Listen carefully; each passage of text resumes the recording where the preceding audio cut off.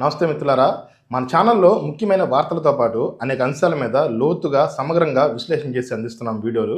ఆ వీడియోస్ని యూట్యూబ్ ద్వారా మీకు అందిస్తున్నాం కాబట్టి మన ఛానల్లో కంటెంట్ మీకు నచ్చితే మన ఛానల్ని కొత్తగా చూస్తున్న వాళ్ళు సబ్స్క్రైబ్ చేసుకోవడంతో పాటు మీ బంధువులు మీ ఫ్రెండ్స్ ద్వారా కూడా సబ్స్క్రైబ్ చేయించి అట్లాగే కామెంట్స్ చేయండి. కింద ఆ వీడియో మీద అభిప్రాయాన్ని కింద కామెంట్ రూపంలో తెలియజేయడంతో పాటు వీళ్ళని ఎక్కువ మందికి షేర్ చేసి మన వీడియోని అట్లాగే లైక్ చేయండి.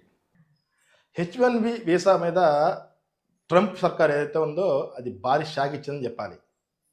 కానీ ఒక రకంగా భారతదేశానికి ఇది గోల్డెన్ ఛాన్స్ అని కూడా చెప్పుకోవాలి.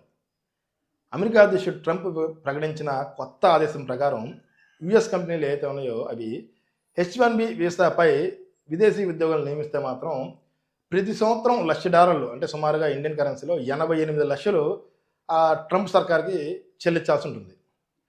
ఇది ఒకసారి కూడా కాదు, ప్రతి సంవత్సరం చెల్లించాలి. ఒకసారి చెల్లించడం అంటేనే కష్టం అనుకుంటే ప్రతి సంవత్సరం చెల్లించాలంటే అక్కడ టెక్ కంపెనీలకి ఇది ఆర్థికంగా చాలా ఇబ్బంది కలిగించే అంశం.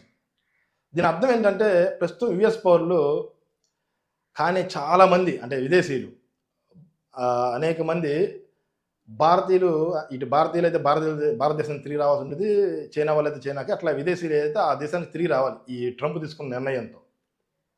కానీ దీని వెనక ఒక మంచి ఉపయోగం కూడా ఉంది ఇండియాకి. టాప్ టాలెంట్ ఉన్న వాళ్ళు తిరిగి మళ్ళీ అవి యుఎస్లో ఉద్యోగాలు పోతాయి కాబట్టి ఆ కంపెనీలు తీసేస్తాయి కాబట్టి ఆ ఉద్యోగాన్ని తిరిగి ఇండియాకి వస్తారు. ఇండియాకి వస్తే భారత బిజినెస్ స్కూల్స్ ఏవైతే ఉన్నాయో ఐఎస్బి ఐఐఎంఏ లాంటి వాటికి అలాగే మరి కొన్ని టెక్ కంపెనీలు పెద్ద కంపెనీలకి మెరుగైన అప్లికెంట్స్ వస్తారు. అంటే మెరుగైన ఉద్యోగులు మళ్ళీ ఈ కంపెనీల్లో చేస్తారు. వచ్చే 5 నుంచి 7 ఏళ్లలో గ్లోబల్ కంపెనీలన్నీ ఇండియాలోనే ఆఫీసులు పెట్టి టెక్ సెంటర్లు ఏర్పాటు చేసుకునే అవకాశం ఉంది. ఇప్పుడు అమెరికాకు చెందినవి కానీ లేదా ఇతర దేశాలకు చెందిన టెక్ కంపెనీలు అక్కడ తక్కువ టాలెంట్ ఉండే వాళ్ళని పెట్టుకుని ఎంకరేజ్ చేయడం కన్నా ఇండియా లాంటి చోట్ల ఆఫీసులు పెట్టి ఇక్కడ ఉండే వాళ్ళతో ఉద్యోగాలు ఇచ్చి పని చేయించుకునే అవకాశం కనపడుతుంది. దీనివల్ల చైనా కూడా గతంలో ఇలాగే చేసింది, అట్లాగే చైనా కూడా వృద్ధి చెందింది, డెవలప్ అయింది. చైనా 20 ఏళ్లలో టెక్ దిగ్గజాలని నిర్మించుకుంది. గడిచిన 20 ఏళ్లలో ప్రపంచంలో అనేక టెక్ కంపెనీలు పెద్ద కంపెనీలు చైనాలో పెట్టుబడులు పెట్టి అక్కడే ఆఫీసులు పెట్టుకొని చైనా వాళ్ళకి ఉద్యోగాలు ఇచ్చి విధంగా చైనా చేసింది. భారత్ కూడా అదే మార్గంలో వెళ్ళే అవకాశం ఇప్పుడు మనకి ట్రంప్ నిర్ణయంతో దక్కిందని చెప్పుకోవాలి.